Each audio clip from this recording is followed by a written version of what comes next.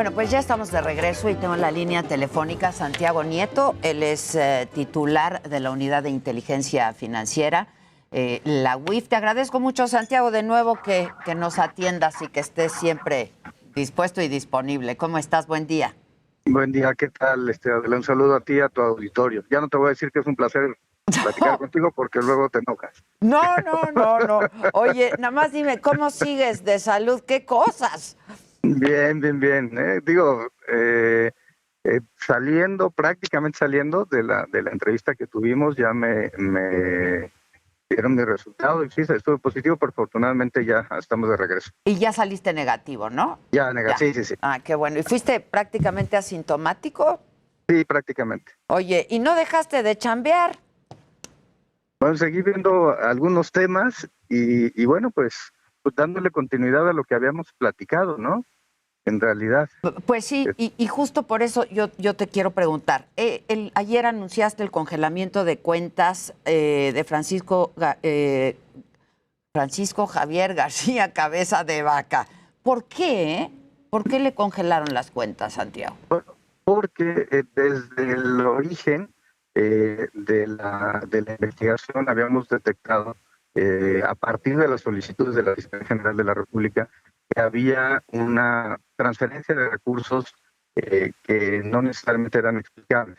Primero, sí, lo del departamento, que fue lo primero que salió, después la venta del departamento, pero después las empresas resultaron ser empresas fachadas, las que le habían surtido de suministrar los recursos, y después encontramos que había empresas contratadas con el gobierno del Estado que terminaban transfiriendo el dinero a particulares, y estos particulares al propio Francisco Cabeza de Vaca. Esto se sumaba pues, a la adquisición de bienes inmuebles en Estados Unidos, la adquisición de bienes muebles de un rancho, inclusive, y pues fue parte de la información que se presentó a la Fiscalía General de la República, después que la Fiscalía llevó a la sección instructora y finalmente ahora al juez de control. Como recordamos, nos tocó tanto al procurador fiscal como a mí parecer como testigos en el caso que llevó la Fiscalía a la sección instructora, y el Pleno de la Cámara de Diputados le retiró la inmunidad constitucional al gobernador de Tamaulipas, y esto permitió a la Fiscalía proceder penalmente en su contra y a nosotros hacer el aseguramiento correspondiente, pensando que eventualmente pueda haber con el congelamiento de cuentas, una eventual reparación del daño a partir de la extinción de dominio que pudiera en su momento llegar a decretarse por un juez. Oye, Santiago, en este caso de Cabeza de Vaca, ¿la Fiscalía te pidió la investigación o fueron ustedes, la Unidad de Inteligencia Financiera, la que encontró estos movimientos? El primer requerimiento es de la Fiscalía, así hay que decirlo, eso fue en marzo de 2020. Y hubo una serie de requerimientos, 3, que después del tercero, nosotros para julio de 2020, ya habíamos encontrado, digamos, indicios de operaciones ilícitas y lo vinculábamos al delito precedente de enriquecimiento ilícito. Al final, la Fiscalía termina solicitando por delincuencia organizada y por lavado de dinero la orden de aprehensión. Nosotros lo habíamos denunciado por lavado de dinero vinculado con enriquecimiento ilícito. Pero al final de la comparecencia, del testimonio que rendí ante la sección instructora, me empezó a llegar una nueva serie de información que nos permitió generar una nueva denuncia ante la Fiscalía General de la República.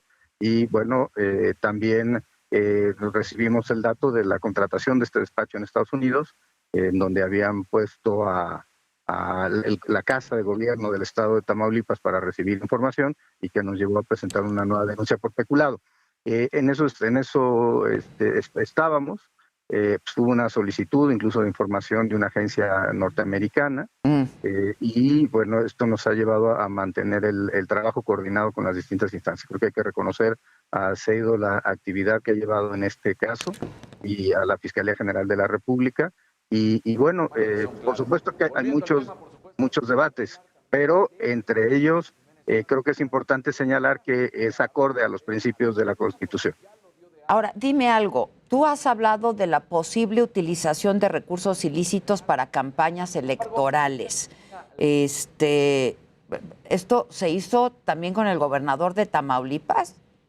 A ver, efectivamente, de hecho lo comentamos en aquella entrevista, el trabajo coordinado con el INE en esta materia. Los resultados de las investigaciones se las hemos dado al INE y ellos pues procederán conforme a sus propios tiempos y procedimientos en materia de fiscalización. Incluso, como te comenté en aquella ocasión, se revisan a todas las candidaturas, se revisan los proveedores del instituto registrados ante el Instituto Nacional Electoral, para evitar que haya financiamiento ilícito en las campañas. Y el ejemplo que te pone que creo que es muy importante es evitar una nueva operación Zafiro, por ejemplo, o evitar que hubiera empresas tachadas que fueran utilizadas para sacar dinero del Estado mexicano, de cualquier área, y de ahí a las campañas. En el caso particular de Tamaulipas recibimos una denuncia de que se estaba filtrando el dinero del gobierno de Tamaulipas hacia las elecciones locales. Vamos a hacer la investigación correspondiente, pero como también te comenté, el presidente me pidió que no hubiera una intervención de la UIF durante el proceso, salvo evidentemente el cumplimiento de nuestras obligaciones y la entrega de información al INE o a la Fiscalía Especializada en Delitos Electorales, pero lo que queremos es desarrollar esta investigación y determinar en su caso si hubo o no hubo algún tipo de financiamiento ilícito. Sí, justo me dijiste tú eso aquí, de que el presidente te había pedido eso, y un día o dos después pasó este asunto con Adrián de la Garza y con Samuel García en Nuevo León. Sí, aunque no hubo una denuncia de la Unidad de Inteligencia Financiera, en realidad fue un requerimiento de información que se dio por parte de la Fiscalía General de la República, y eso fue, digamos, posterior inclusive a que hubiéramos tenido, a que platicáramos tú y yo y a que se hiciera público con un comunicado. Creo que sí es importante mantenernos al margen. Pero bueno, por supuesto, si la Fiscalía o la Electoral, la Anticorrupción, la Fiscalía General de la República en general, o el INE o cualquier instancia nos solicita información en términos de la normatividad, pues nuestra obligación es entregarla. Y creo que podría servir para efecto de que en su caso el Tribunal Electoral declarara la nulidad de una elección por rebase de topes de gastos de campaña o por financiamiento ilícito a las campañas, en términos de nuestra propia Constitución. Pero claro, eso le corresponderá a las instancias electorales, y yo sí soy muy respetuoso de la autoridad electoral y de los tiempos de fiscalización. Creo que lo que la ley no de irregularidad en el modelo de riesgo presentamos pues las denuncias correspondientes. Me habías preguntado en alguna ocasión sobre el tema de latinos. Ajá.